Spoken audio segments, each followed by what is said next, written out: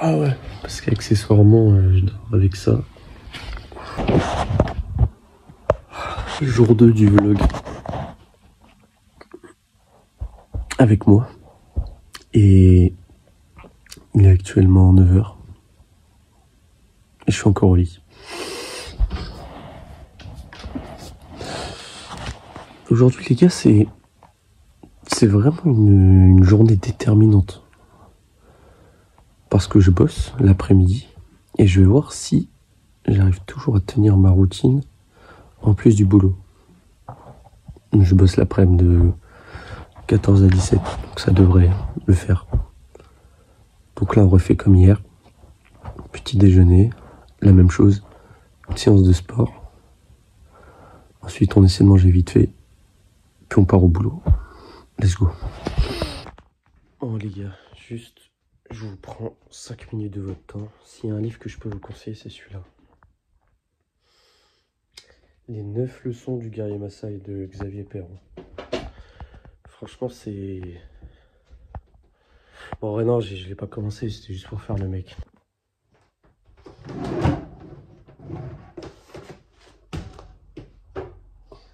On recommence. Les flocons. Pas bon. Je crois que je pourrais jamais m'y habituer.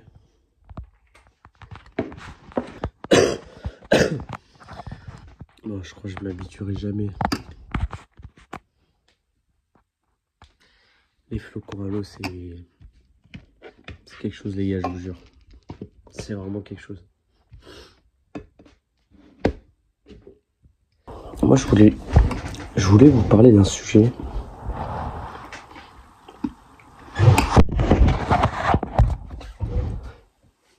En ce moment, je sens que j'ai besoin d'affection, que j'ai besoin d'amour. J'aimerais bien... Vous voyez, ça fait plusieurs mois que je suis plus avec la personne avec qui j'étais. Et que je sens que ça commence à me manquer, tu vois. Je sens que ça commence à me... Putain, mon téléphone, il arrête pas de tomber. Attendez.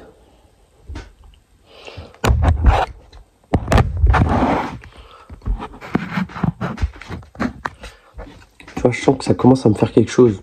De ne plus avoir cette personne qui est avec moi tous les jours. Tu te lèves le matin, elle est là.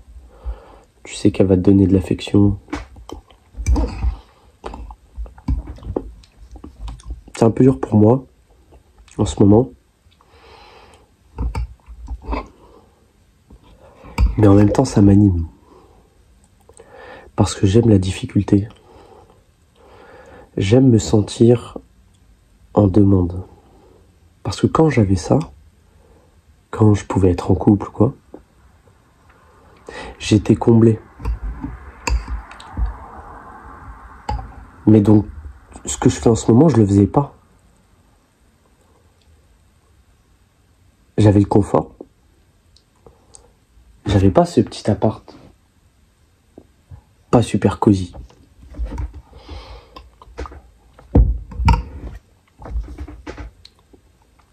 Je pense qu'on nous a trop servi que la difficulté. Dans notre éducation, dans nos mœurs, dans notre société. C'est quelque chose de mauvais. C'était quelque chose qu'il fallait fuir. Que ça impactait notre corps, notre esprit. Je pense que c'est complètement faux. Je pense que la difficulté, la souffrance, ça permet beaucoup plus de nous raccrocher à notre être et au sens de notre être que le confort. Parce qu'en fait, je me rends compte quand j'étais dans le confort, quand j'avais ce que je regrette, quand j'avais ma relation, quand j'habitais avec elle, quand j'avais tout. Quand j'avais mes études, j'avais mon petit train de vie, j'avais ma petite bourse, j'avais de l'argent, quand j'avais tout ce confort. Mais j'étais plus vraiment moi-même. Enfin, attention, je dis pas qu'il faut se mettre volontairement dans la merde. Hein. C'est pas ce que je suis en train de dire. Mais Mais je me posais pas de questions, en fait. Juste, j'avais les choses. Et je les prenais.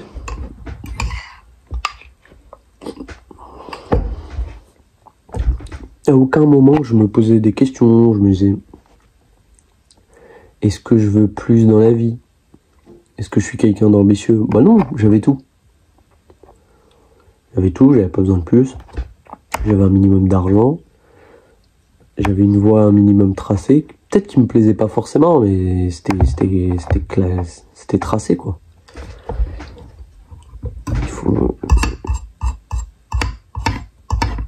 J'avais de l'amour. Et quand on a de l'amour, on est comblé. Donc j'étais juste bien. Et encore une fois, je dis pas que c'est mauvais. Je dis pas que c'est mauvais. Là, je mange avec une fourchette.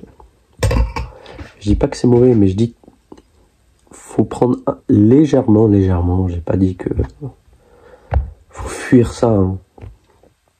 Mais prendre peut-être légèrement du recul et se rendre compte que ça peut être un peu endormant. Un peu.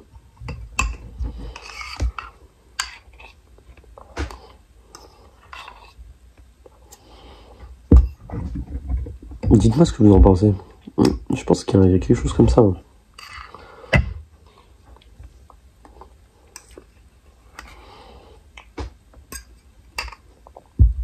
Bref, on va faire la séance. Hier, c'était les bras. D'ailleurs, j'avais dit les pecs. Mais en fait, c'est aujourd'hui les pecs. Hier, on a fait les bras. Après, je vous filme pas tout, hein. Je vous filme juste un ou deux exercices. Donc là, on va avoir quelques pompes, du squeeze press, du rowing, du bûcheron. Non, pas du bûcheron. Et on va finir par des abdos, je crois, encore. Voilà.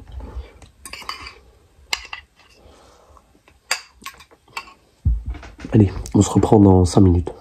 Il y a un truc dont je me rends compte là en ce moment, c'est que je suis super mal organisé. En fait, là, je me suis levé à 9h. J'ai déjeuné, il est déjà 10h30. Je vais faire ma séance, il sera déjà midi, après je pars. Je pars au boulot.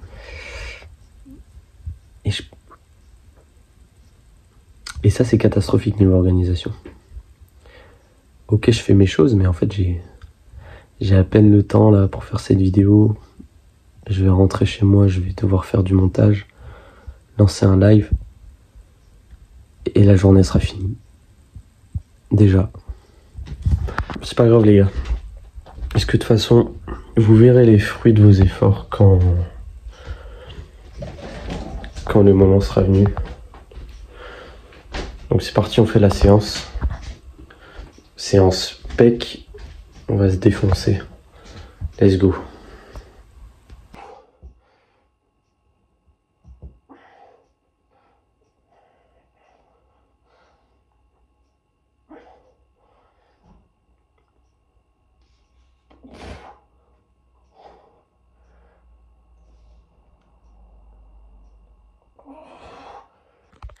Prochain exercice un peu particulier.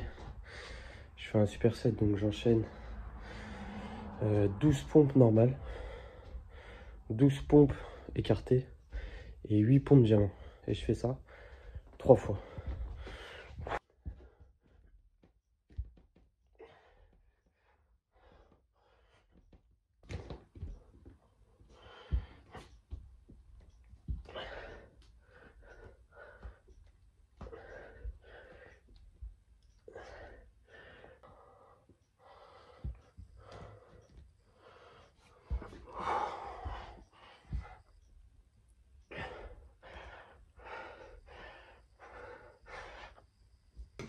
Bon les frérots, séance terminée. Alors, pas de commentaires, je sais, en prenant ma douche après la séance, j'ai essayé de raccourcir un peu ma moustache, j'ai complètement raté. Donc...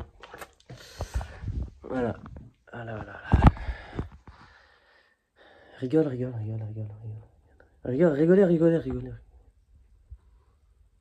On dirait un enfant. J'ai perdu toute ma prestance. Bon les gars, je vais casser mon crâne. J'avais enregistré 15-20 minutes de rush. J'avais dit des choses super profondes. Stockage iPhone saturé. Toute la vidéo s'est supprimée. Bah, super. Bon, je disais quoi? Du coup, je vais vous la faire courte. Ouais, j'ai la flemme un peu là de tout refaire. Donc je reprends. Je partais d'une idée forte de base. Soyez dans le déni de vous-même et détestez-vous. Attention, je vais nuancer. C'est juste pour que vous compreniez le... Pour moi, c'est pour moi. Hein. En étant dans le déni de vous-même, vous ne pourrez que progresser. Je m'explique. Exemple, je vais encore en parler. Bon, je sais que ça peut être un peu redondant, mais je vais pas... En fait, c'est l'exemple le plus commode, le plus facile. Quand moi, j'étais timide. Quand j'étais... En fait, quand j'étais nul, en fait. Enfin, que j'étais pas développé, que je me développais pas, que je faisais pas d'efforts et que je croyais pas en moi-même. Et ben, si j'avais pas pris une décision à contre-courant, encore une fois, on y revient. Si j'étais resté dans ce qu'on me disait, en fait, la pensée classique conventionnelle. Attention, c'est pas un jugement. Je dis pas ça parce que j'ai vu ça dans des magazines ou quoi. C'est ma mère me disait ça, mes grands-parents me disaient ça. C'est mon éducation, les gens autour de moi. Il faut s'accepter. Il ne faut pas se détester. Il faut rester aligné avec soi-même. Mais quand j'étais timide, si j'avais été aligné avec ce que j'étais, si j'avais aimé ça, si j'étais resté dans ça, et si je n'avais pas pris surtout, de décision qui allait à contre-courant de ça, je serais resté le même, et je n'aurais pas progressé. Et ce n'est pas ce que j'ai fait. Ce que j'ai fait, et attention, hein, ça ne concerne que moi, ça a été mon expérience, mon ressenti. C'est que j'ai été dans le déni de moi-même. Je sais que ça peut paraître bizarre. Je me suis mis dans une position de déni. J'avais beau être le plus timide du monde, le plus maigre, le plus petit, enfin comme je me percevais. Et ben j'ai commencé à être dans le déni, j'ai commencé à agir comme le gars cool, le gars sympa, le gars charismatique, qui tchatche tout le monde. Au début c'était gênant. Hein. Par exemple, il y a même 3 ans, on va dire 3 ans, 4 ans, quand j'étais en classe préparatoire. Je me souviens, hein, devant les salles de classe, j'ai été timide déjà à ce moment-là. J'arrivais devant ma salle de classe, tac, tac, je check tout le monde, et bonjour nana, t'as fait le cours de la veille, le DM de maths, ça se passe comment et tout. Je faisais le mec cool, je parlais. Mais c'était faux, c'était pas moi. C'était pas ce que j'étais à ce moment-là. Mais je l'ai fait. Et j'ai fini par devenir ce que je suis aujourd'hui. Et aujourd'hui, si je fais ça, c'est un peu plus moi. Parce que je suis plus à l'aise. Je suis moins timide. Mais pour arriver à ça, il a fallu que je sois dans le déni de moi-même à la base. Parce que c'est simple en fait, sinon je serais pas là. Je serais pas devant cette caméra. Je ferais sans doute quelque chose que je n'aime pas. Ou des études que je n'aime pas forcément. Parce qu'il y a une vérité à dire, c'est que la timidité c'est un fléau. C'est pas... Oui, aujourd'hui on dit qu'il y a des points négatifs, mais on cherche des points positifs. On dit oui, mais parce qu'il est dans sa bulle, il est dans son monde. Mais il faut aussi s'accepter comme on est et tout. Non, la timidité, faut pas l'accepter. En tout cas, de mon expérience, la timidité que j'avais, il ne fallait pas que je l'accepte. Parce que tout ce que je dis là, je ne le faisais pas. Hein. Simplement parler. Dire des choses que je pense vraiment profondément au fond de moi. Parce que tout ce que je dis là, je le pensais avant quand j'étais timide. Mais j'ai jamais sorti tout mon être.